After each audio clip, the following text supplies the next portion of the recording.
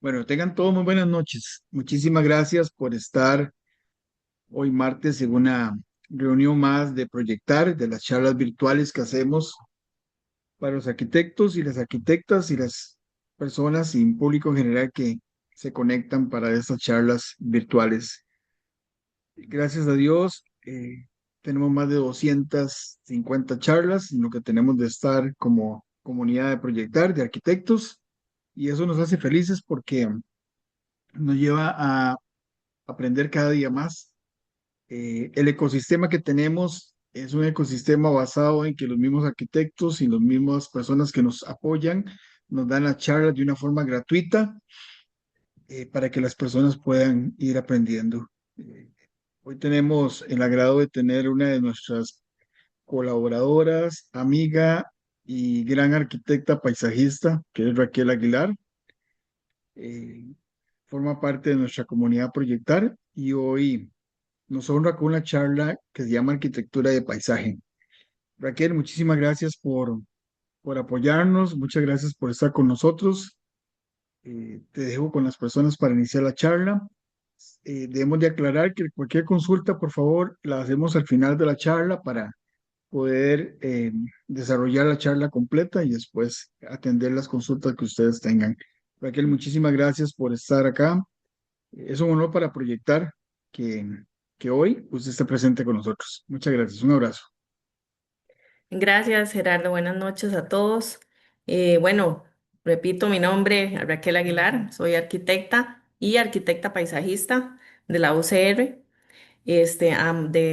ambos estudios ahí realizados. Tengo 18 años en el ejercicio profesional del paisajismo y 26 años como arquitecta incorporada al Colegio de Arquitectos.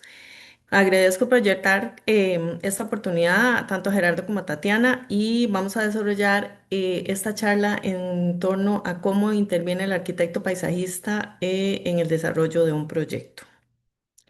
Bueno, ¿por qué planificar territorios? ¿Por qué empezamos así?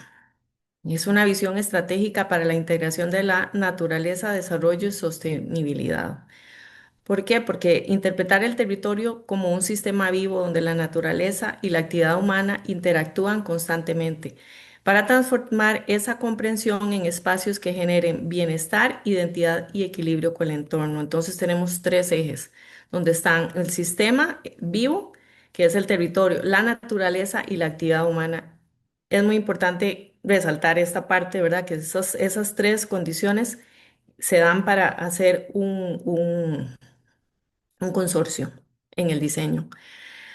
Como yo soy arquitecta, primero soy arquitecta y mi especialidad es paisajismo, entonces los arquitectos, al igual que los arquitectos paisajistas, analizamos el sitio antes de diseñar. Todos lo sabemos y todos lo hacemos en nuestro ejercicio profesional. El arquitecto estudia cómo el edificio se adapta al sitio. El arquitecto paisajista estudia cómo funciona el sitio como un sistema vivo. La diferencia está en la escala y la profundidad con la que se estudia el territorio. Vamos a ver. ¿Por qué? Cuando el arquitecto, yo, ustedes, los arquitectos, analizamos el sitio, se revisa la orientación solar, los vientos predominantes, las vistas, los accesos, todas las restricciones normativas, los reglamentos, todo lo que hay que tener, ¿verdad? Los retiros, etcétera para crear la implantación del edificio, con el programa arquitectónico, todos los requerimientos y la relación entre los espacios interiores y exteriores. En el caso de los arquitectos paisajistas, vamos un poquitito más allá con el territorio. Revisamos la hidrología del terreno, las escorrentías y los drenajes naturales, las condiciones del suelo, los procesos de erosión que vamos encontrando, que se van a dar en la implantación del proyecto, los procesos de erosión, la vegetación existente, identificamos los árboles con valor ecológico o patrimonial, microclimas que se pueden dar en proyectos grandes, bueno, también en pequeños pueden surgir esas condiciones, la biodiversidad que se encuentra en cada lugar y la conectividad ecológica. el comportamiento estacional del paisaje. Estamos en un momento del año donde, bueno, ahorita estamos en una tormenta, pero normalmente en el día hace mucho sol en la mañana y en la tarde se vienen aquellos aguaceros. Entonces, este sería cómo se comporta el paisaje en esos momentos. El uso humano de los espacios exteriores, el mantenimiento y la evolución del sitio a largo plazo. Nosotros vamos proyectando cómo va a ser ese lugar con el pasar del tiempo. Entonces, la arquitectura de paisaje que diseña la relación entre la arquitectura, la naturaleza y las personas para crear espacios funcionales, resilientes y sostenibles. Es aquí donde la importancia que tiene diferenciar. El paisajismo va más allá de la jardinería. Es el arte y la ciencia de planificar territorios, conectar ecosistemas y crear espacios que mejoran la relación entre las personas y la naturaleza. Cuando el arquitecto paisajista llega al final de un proyecto, diseña jardines. Ya la casa está lista, ya están en los últimos detalles, entonces no podemos planificar nada de lo anterior que les expuse y que les voy a explicar a lo largo de la charla. Y en cambio, cuando el arquitecto paisajista inicia el proyecto desde el inicio, bueno, redundando, junto con el arquitecto y el equipo interdisciplinario, todos los que manejan la construcción, los ingenieros, la constructora, el mismo cliente, ¿qué pasa? Se diseña el territorio, es global. Entonces, tenemos que el trabajo del arquitecto paisajista es diseñar y planificar y gestionar espacios exteriores a diferentes escalas, integrando aspectos ecológicos, sociales, estéticos y funcionales para mejorar la relación entre las personas y su entorno. Eso es una imagen más o menos como de un análisis que se hace en un proyecto de paisajismo a grandes rasgos, que después podemos ver más en detalle. Entonces, llegando, digamos, después de explicar todo esto, entonces el paisaje es infraestructura. ¿Por qué? Porque es diseño de elementos que van a fortalecer y van a hacer más completo nuestro proyecto. Aquí les voy a explicar algunos ejemplos de soluciones que se hacen con paisajismo en cuanto a infraestructura. Vamos a verlos al detalle. Uno de las soluciones que podemos generar son los llamados jardines de lluvia.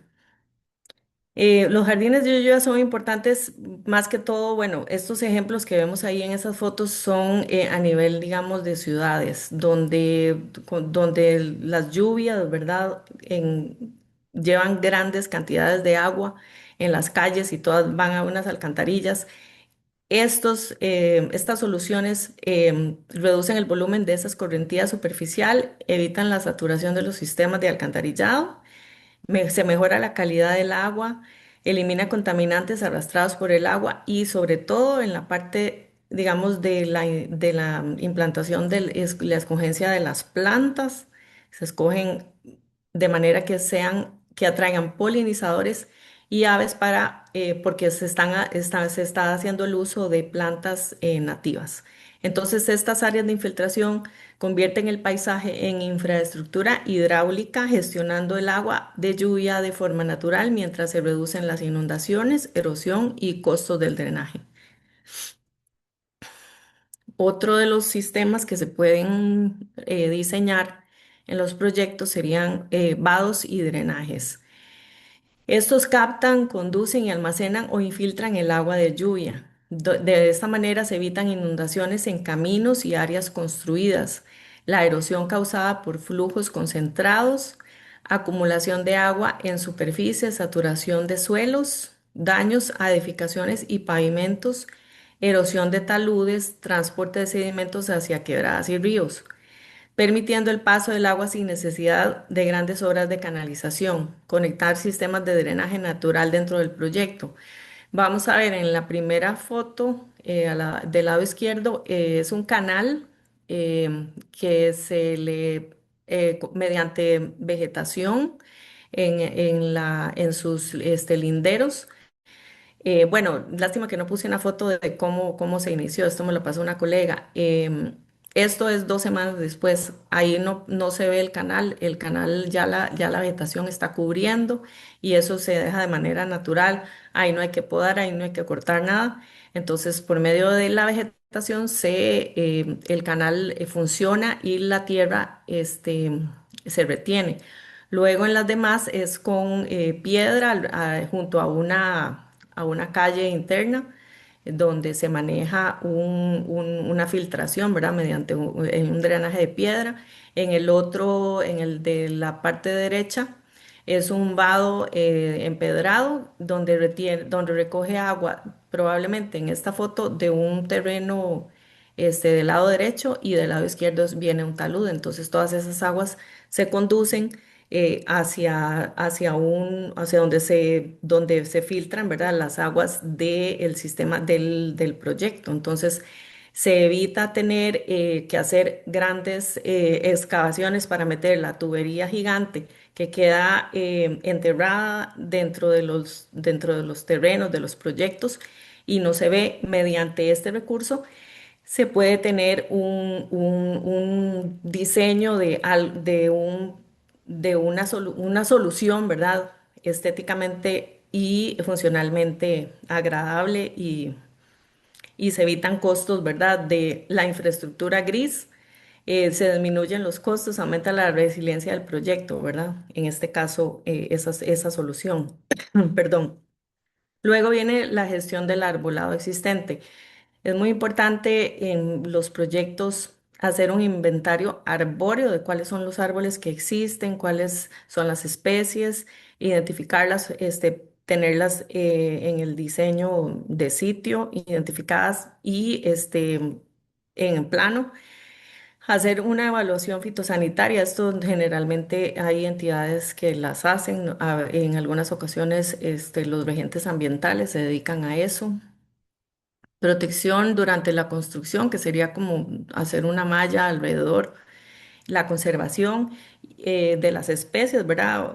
Y no solamente protegerlas ahí que no se talen o que no las corten. También sería la gestión de mantenerles con tipos de riego y algún tipo de fertilizantes durante el proceso de la construcción para que no sufran estrés. Y bueno, en algunas ocasiones el trasplante, porque en proyectos, pues el árbol definitivamente tal vez pasaba en el medio, quedaba muy junto a una pared del proyecto, entonces se pueden hacer trasplantes y planes de reemplazo y compensación en el caso que no se puedan mantener los árboles, entonces se siembran nuevos, en resumen. Y bueno, todos los beneficios ambientales que se puedan obtener, ¿verdad? Tanto la captura del carbono, producción de oxígeno, es hábitat para la fauna existente, se conserva la biodiversidad del lugar, y los beneficios económicos es que los gastos de climatización por sombra, la compensación ambiental, y para el diseño genera identidad y sentido del lugar. Tenemos ya árboles grandes probablemente que no vaya a tener, no se van a, o sea, en costos eso es un costo muy elevado, y ya teniéndolo entonces mantengámoslos. La escala humana también. Los beneficios hidrológicos interceptan la lluvia y reducen las escorrentías. Entonces, es el valor de un árbol maduro, es infraestructura viva. Tenemos que su conservación puede aportar más valor ambiental, económico y estético que décadas de crecimiento de nuevas plantaciones. Sabemos que un árbol maduro, grande, puede tener una vida de 20, perdón, un crecimiento de 20 años mínimo para que sea un árbol maduro grande. Entonces, esos ejemplos, el último, el de la derecha, es un proyecto que mantuvo un árbol ahí en el diseño, en la parte, digamos, como de un patio interno. Entonces, pues, se podrían haber soluciones para mantener esos árboles. Luego, el control de la erosión.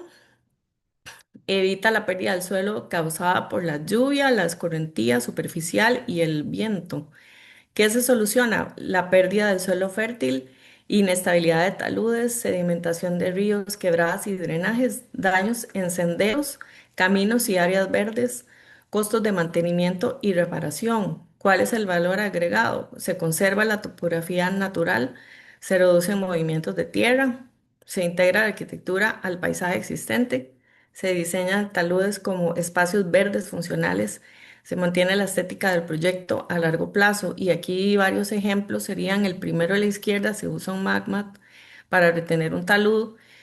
El magma es poroso, entonces esa malla se pega en el terreno, y la idea, la intención es conservar lo natural. Se deja que la naturaleza haga su función de de volverse a implantar en el lugar. Muchas veces solamente eso se deja. Entonces ese magma, con el transcurso del tiempo, se ve tapado por toda la vegetación natural. Eso se llama naturalizar, ¿verdad? No se pone nada ahí, simplemente se hace el control de la erosión.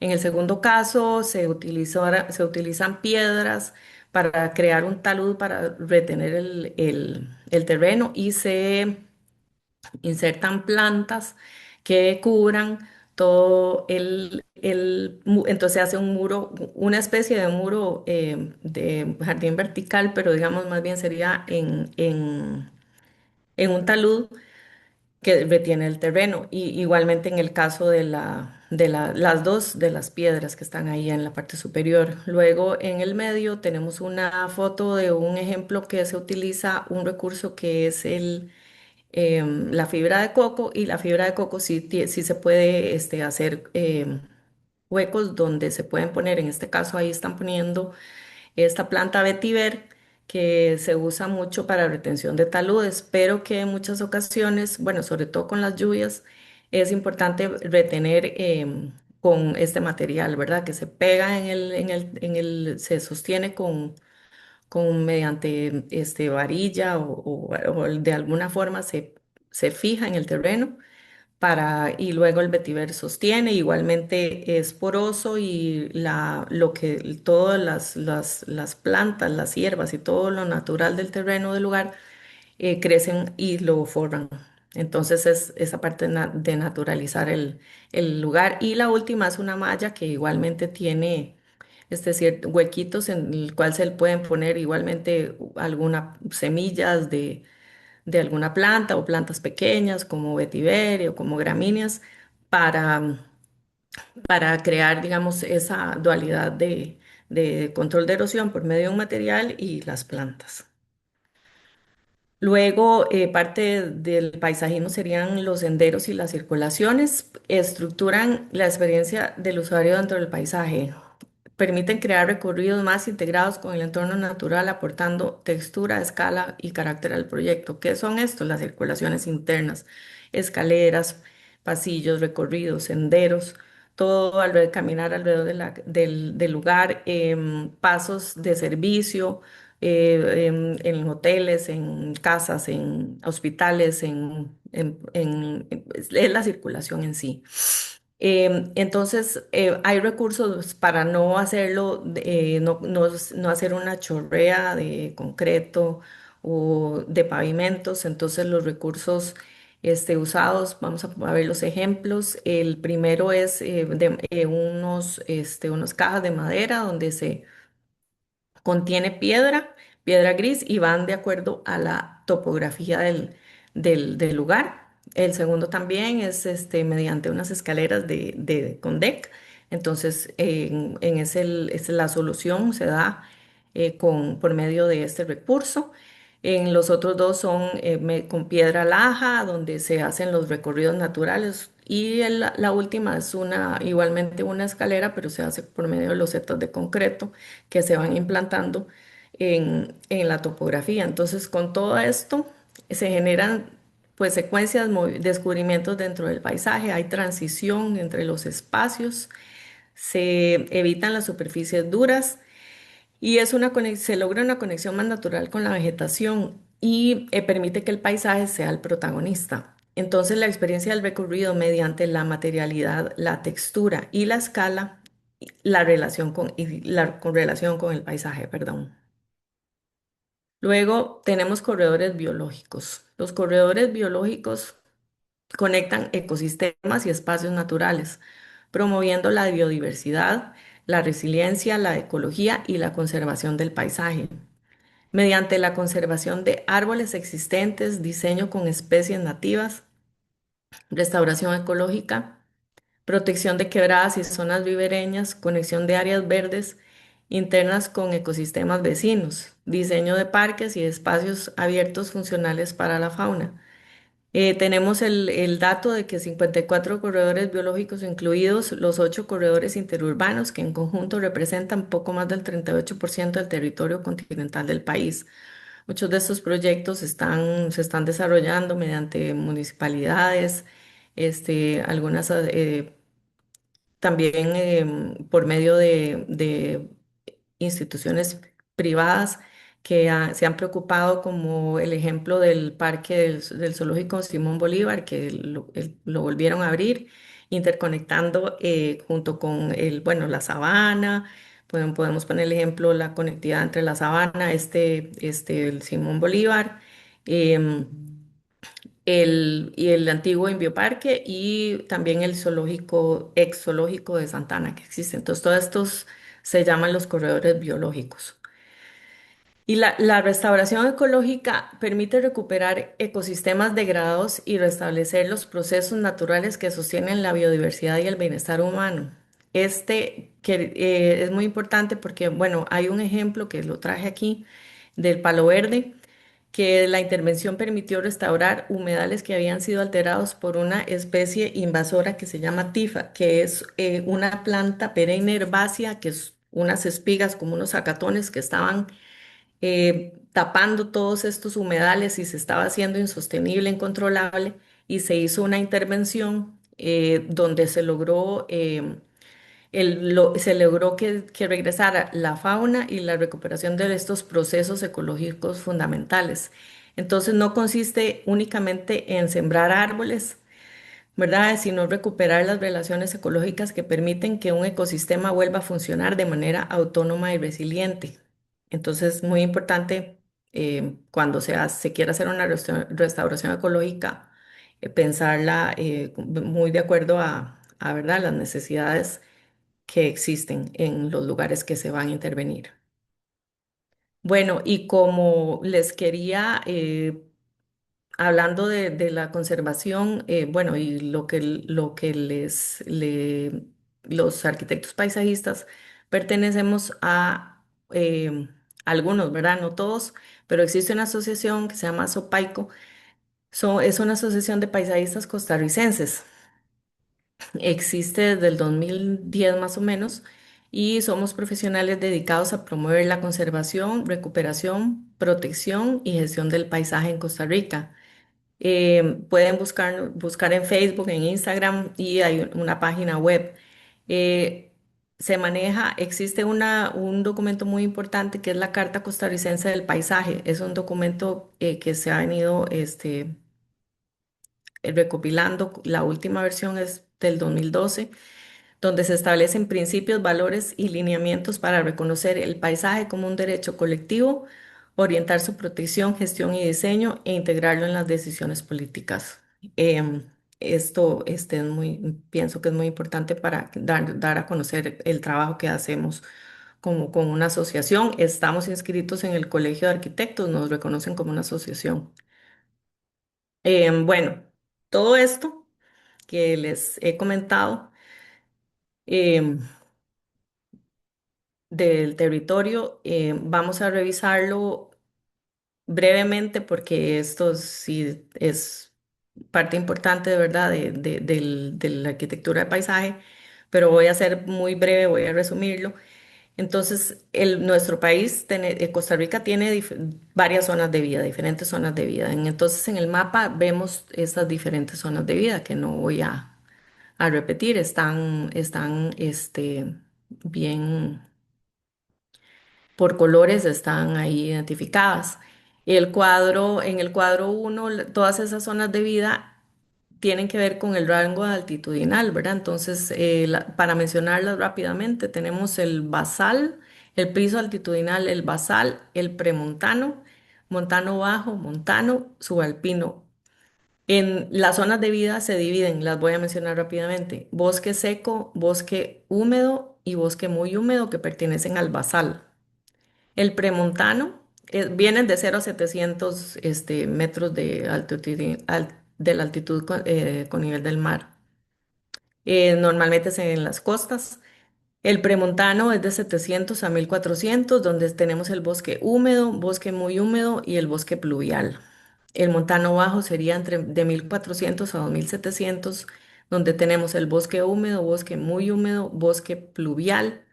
Luego tenemos el montano, que estas sí son las montañas. Tenemos entre 2400 a 3700 metros.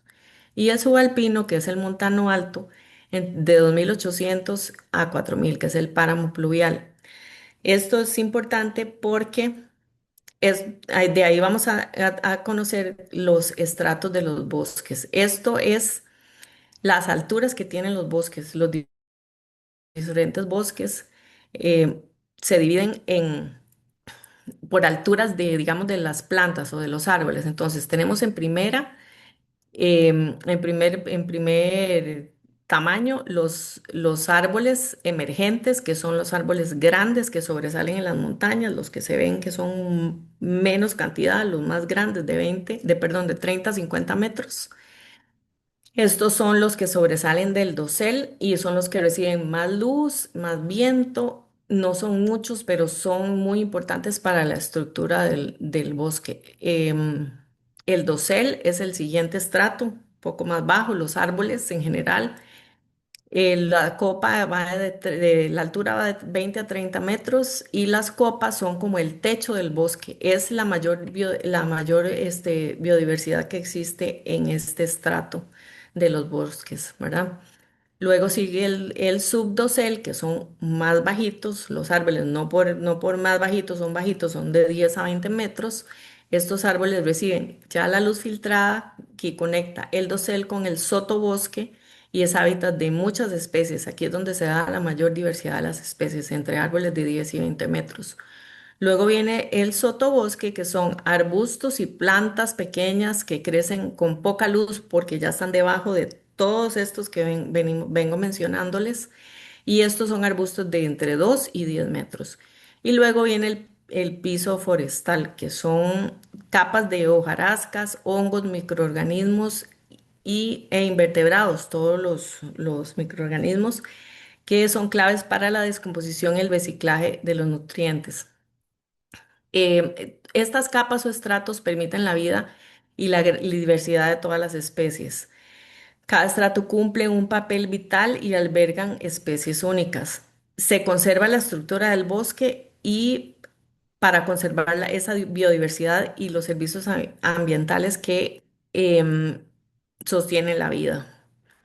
¿Por qué es importante? Porque comprender esta estratificación permite diseñar paisajes más sostenibles imitando la estructura natural del bosque, mediante la combinación de árboles, arbustos, coberturas y plantas de diferentes alturas. Entonces, todo esto es importante de entender y aclarar en el diseño de paisajismo. ¿Por qué? Porque de ahí viene siguiente, que sería la selección de las plantas. Entonces, selección de la paleta vegetal. Así se llama en paisajismo la selección de las plantas. ¿Por cómo las escogemos? Se corresponden a condiciones climáticas, edáficas y ecológicas del sitio. ¿Por qué? Porque buscamos reducir las necesidades de riego. Sabemos que el agua es muy importante. Ahorita que vienen todos estos fenómenos del niño, de la niña, entonces hay que utilizar el agua adecuadamente. Entonces es importante escoger muy bien las plantas por mantenimiento y reposición en determinado caso. Las plantas aportan servicios ecosistémicos fundamentales como la captura de carbono, la regulación de la temperatura, infiltración del agua, control de erosión y creación de hábitats para la fauna. Entonces es donde vemos que, uy, bueno, voy a escoger las plantas que atraen mariposas, que atraen colibrís, Eso se define muy bien, pero es importante saber que no todas las plantas sirven para el mismo lugar, ¿verdad? Entonces, se debe priorizar en especies nativas y adaptadas al entorno para fortalecer la diversidad local. Aquí vienen dos ejemplos de algunas plantas que vienen ya catalogadas como que sirven plantas ornamentales nativas que pueden ser utilizadas en amplia distribución en el país la primera imagen. En la segunda imagen es más amplificando plantas que se pueden utilizar en el área del bosque seco de Costa Rica. Entonces, nosotros como paisajistas hacemos ese análisis muy exhaustivo, todo este análisis en qué lugar está el proyecto, en cuál bosque de Costa Rica pertenece y conforme a eso tenemos las herramientas de diseño y ahí se integran criterios estéticos, ecológicos y funcionales para crear espacios armoniosos y sostenibles que amarrar todo lo de hacer el análisis del terreno, en ver el terreno, dar soluciones de infraestructura y luego caer en el diseño y poner cómo voy a qué plantas van a ir y también las intenciones de diseño que voy a tener, porque igual como en arquitectura, en el paisajismo se utilizan los conceptos de barreras, de punto focal, de bordes y todos esos conceptos de arquitectura se manejan en paisajismo también. Entonces, ¿qué proyectos diseñamos los paisajistas? Todos esos que se ven ahí. Planificación territorial y regional. Para no decir todos, voy a decir solo como los enunciados, esos cuatro, de espacio público y urbano, esos que vemos ahí, en desarrollo turístico y recreativo, esos que se ven ahí, siempre hablando en colaboración con otros profesionales, trabajo interdisciplinario, desarrollo residencial, restauración ecológica y conservación, de lo que hablé de la conservación, gestión. Todos esos proyectos los puede trabajar un paisajista y en esos podemos desarrollarnos ampliamente, como les digo, trabajo interdisciplinario. Entonces, ahora rápidamente, también como arquitecta paisajista y formación de arquitecta, ¿cómo se trabaja un proyecto? Entonces, muy resumido, tenemos las fases de diseño conceptual que tenemos, ¿verdad? Todo lo que son las manchas, que se llaman los grandes bloques, donde se generan circulaciones, donde se generan todo em, los requerimientos, las necesidades, el programa de paisajismo, el programa arquitectónico de paisajismo, donde van los diferentes espacios, donde las intenciones de diseño, dónde va a ir recorrido, dónde van a ir puntos focales, dónde voy a generar amplitudes, dónde voy a generar sombra. Todo eso se desarrolla en este plano conceptual para después llegar a un anteproyecto donde yo genero un diseño de sitio o una planta arquitectónica con tal vez otros detalles como en arquitectura, pero aquí muy resumido sería el plano en este caso, una casa con los diferentes manchas de colores y luego una simbología con esos colores y los nombres de las plantas, de los árboles que se están generando en este plano. Para luego, bueno, el cliente ya lo acepta, está el proyecto con todas las revisiones del caso, como se hace en arquitectura, y luego generamos planos constructivos en los cuales decimos cuánto miden las cosas, cuántas plantas por densidad van en los lugares, qué alturas tienen, cómo son, cómo debe plantarse el árbol en el caso de la figura del lado derecho, cómo se sostiene ese árbol, cuánto debe tener el adobe, cuánto tiene que ser el hueco, cómo deben ser las ramas. Todo eso viene en los planos constructivos de un diseño de paisajismo. Igualmente, detalles en corte, detalles en fachada. Este, Ese sería el nivel de detalle que se trabaja en paisajismo.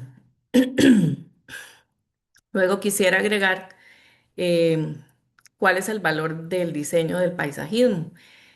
Traigo aquí un dato hay varios, pero quise traer este de esta Virginia Tech University en Estados Unidos, donde esta persona hizo un estudio donde se encontraron que viviendas con paisajismo atractivo y bien mantenido podían obtener entre un 5 y un 12%, quizá hasta un 20% en algunos casos de estudio, eh, donde las propiedades sin un tratamiento paisajístico de calidad tenían ese valor incrementado.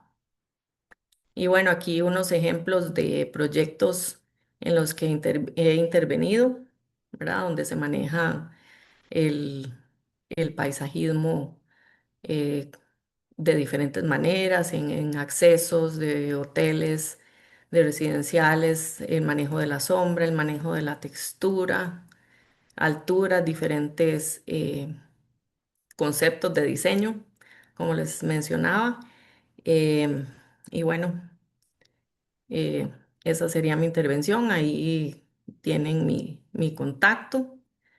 Em, bueno, ahí viene todo, mi trabajo, diseño, consultoría, ejecución en proyectos de paisajismo. Ahí está mi teléfono, está mi correo y ese código QR, si lo quieren capturar, es mi contacto en LinkedIn.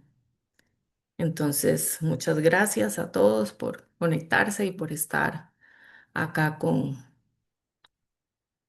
recibiendo esta charla. Muchas gracias, Gerardo. No sé Raquel, si... no, Ujú. muchísimas gracias a vos, más bien. No sé si alguien tiene alguna consulta, quiere hacer algún aporte, porque me parece que este tema, Raquel, es súper interesante y la verdad es que me gusta mucho. No sé si alguien tiene Muchas gracias. algún aporte que quiera hacer.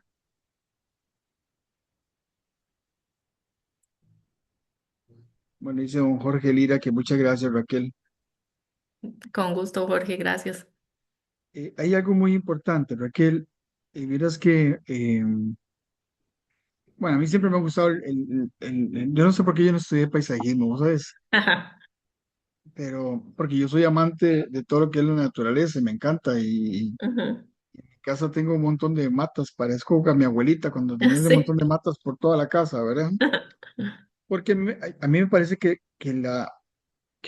el tener vegetación cerca de uno genera otras acciones de uno psicológicas y claro. de otras transmisiones, ¿verdad? De Ujú, energías.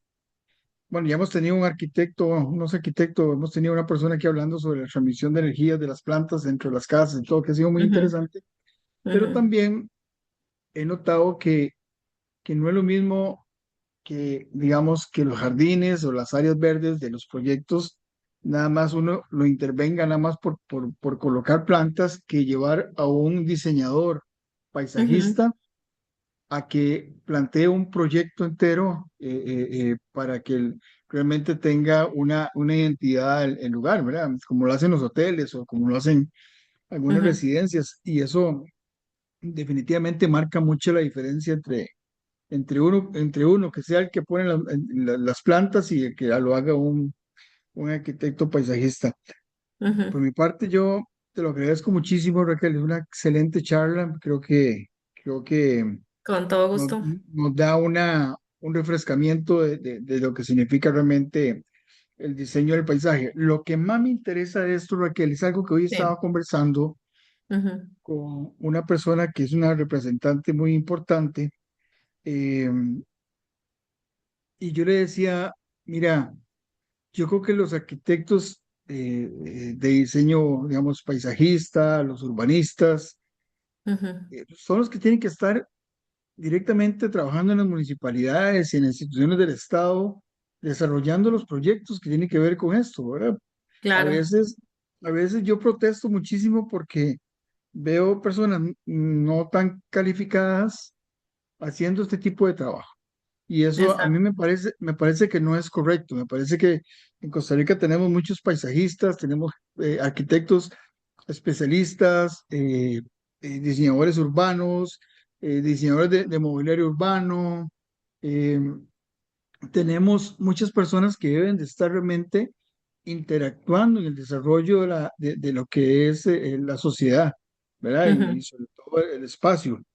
Y yo decía, pucha, que necesitamos crear políticas, porque en realidad eh, hay personas que andan haciendo, yo se los veo en las municipalidades, que yo veo que todo ese trabajo se lo deja a un jardinero, por decirte algo. Raquel, Exactamente. perdóneme No, tiene toda la que razón. te lo Eso diga así sucede. y a los compañeros acá. Pero yo digo, mira, está bien, los jardineros son importantes, pero los jardineros son los que ah, colocan las cosas y hacen que las cosas se sustenten en el tiempo, pero a raíz de un diseño que tiene que ser un diseño de un arquitecto paisajista que diga cómo hay que colocarlo y qué hay que hacerlo. De hecho que Exacto. de ahí, de hecho que ahí es donde uno ve que de repente, que me pasa mucho en Curriabat, colocan plantas o árboles en espacio verde, los 50 centímetros de la Ujú. acera y la calle, y esos árboles crecen proporcionalmente, terminan despedazando la acera, y uno dice, ¿quién estuvo ahí? ¿Quién intervino ahí? O sea, ¿quién fue que puso esa propuesta si más bien era un árbol que no debería colocarse ahí Exacto. y hace daño, más bien? Entonces, Claro. terminan llevándose los cables de luz Ujú. te mira la Compañía Nacional de Fuerza de Luz haciéndole un hueco a los árboles para poder que pasen los cables. Y uno Claro, dice, bueno, por una buena intención que se tuvo en algún momento, ¿verdad? Se llevaron árboles que son de bosque, o sea, del nivel mayor del bosque, de la altura. Entonces, con el tiempo eso se vuelve un problema y hay que estarlos podando.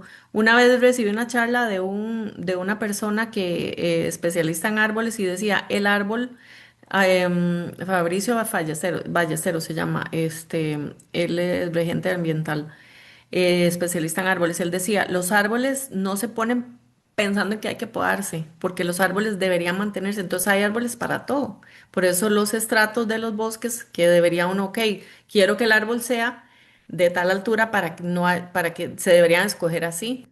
Entonces, alguien aquí acaba de decir algo importante que yo iba a tocar ese punto como anécdota. En Azopaico somos arquitectos paisajistas y hay gente trabajando fuera del país. Hay una persona trabajando en Estados Unidos, no recuerdo exactamente dónde, y otra trabaja en Dubái. Y las dos, creo que la de Dubái decía que los proyectos allá exigen un paisajista como se exige un plano eléctrico.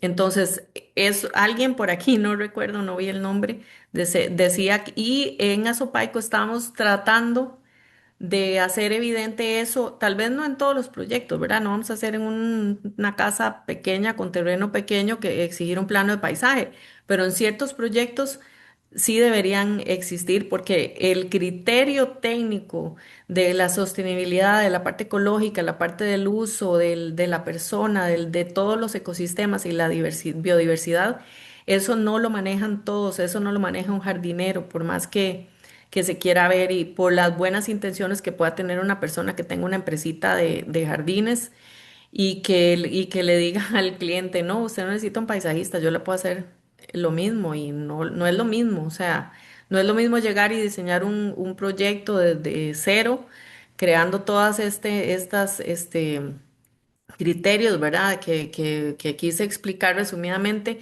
a llegar a poner plantas. O sea, es muy diferente diseñar un proyecto con paisajismo que llegar a poner plantas al final. Es muy genial, diferente. Ujú. genial. Eh, a mí me parece que es un tema de políticas, ¿verdad, Raquel? De las políticas Sí. de la gente que tiene que, que, que evidenciar, porque, o sea, somos un país verde, pero a Ujú. veces no hacemos regulaciones para que se continúe verde. Esa es una cosa que a mí me preocupa muchísimo, ¿verdad? Exacto. Digamos, en los planes reguladores, tiene que haber un paisajista interviniendo ahí también, muy Ujú. fuerte, los cascos urbanos de los cantones, eh, pucha, yo veo un ejemplo aquí donde yo vivo en Curriabat, le pusieron en el parque unas enredaderas que yo digo, Dios mío, pero ¿a quién se le ocurrió poner esas cosas que yo no sé cuál es el sentido de esto?